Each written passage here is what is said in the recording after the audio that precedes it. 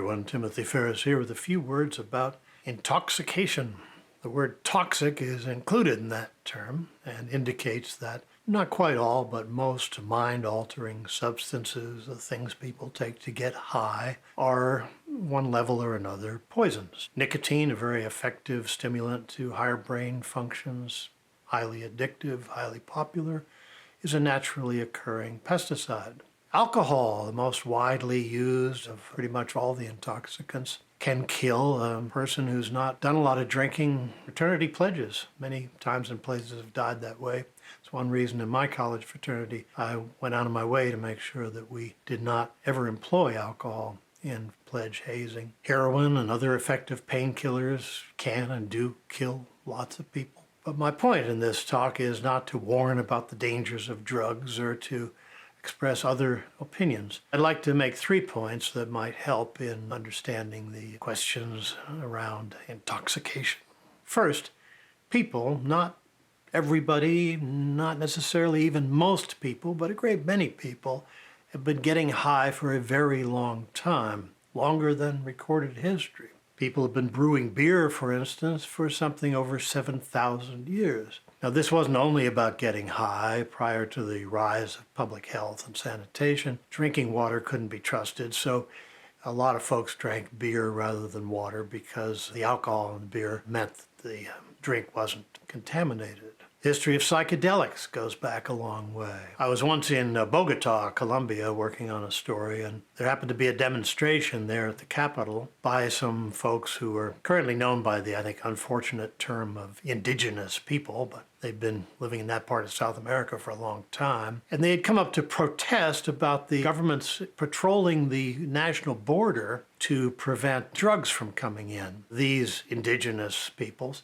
had lived there for thousands of years. They used psychotropic drugs as part of their religious ceremonies, and they were getting harassed, they said, by border patrols who stopped them when they were carrying the psychotropic substances that their culture had been using for a long time. The leader of the demonstration, someone who'd been to the Capitol many times before, something of a political veteran, he had around his neck a little pouch, was asked whether that contained the powerful psychedelic for which they were particularly known. He said yes, and was asked, what are its effects like? And he said, well, if you're going to take it, I would clear my calendar for 2 or 3 days ahead.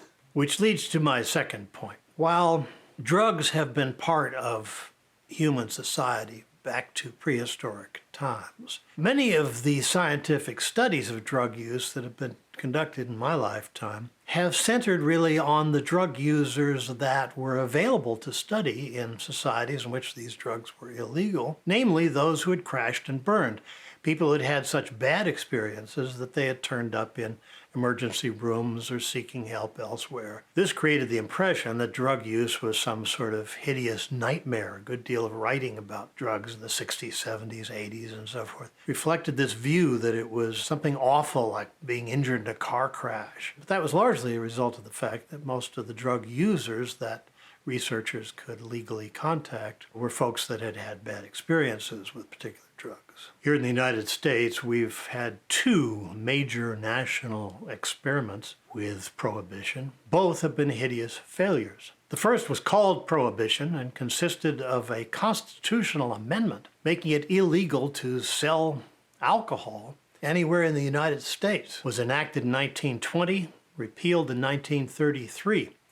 During that time, it had very little effect on the amount of alcohol Americans drank, but it had a huge effect on organized crime, which took in millions and millions of dollars and was pumped up to tremendous power simply by providing people with what they wanted at a time when it was illegal. The second experiment is our war on drugs, inaugurated in 1971 and still in force today, which has spent more than $1 trillion on trying to stop drugs from coming into the U.S., and in the end has not changed the percentage of hardcore drug addicts in the United States by more than 0.1%. Around 20%, 1 in 5 Americans, has used an illicit psychotropic drug in the past year, demonstrating once again that prohibitions don't work. Meanwhile, psychedelics that have been prohibited for all these years are proving increasingly useful in treating many sorts of mental disorders,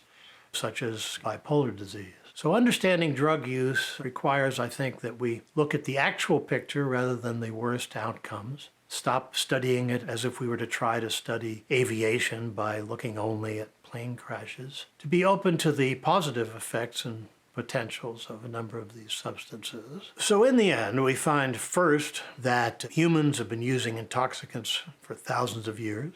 Not everybody, but a lot of humans. Secondly, that we have inadvertently created an excessively negative view of drug use. And third, that legal prohibitions don't work. For whatever reason, getting high and getting intoxicated is important enough to enough people that we're better off keeping the government, insofar as possible, out of it. In the end, then, we're left with the classical liberal prescription that people should be maximally free to do as they see fit, so long as they don't interfere with the rights of others, and that they should be held maximally responsible for the consequences. Thanks for listening. See you next time.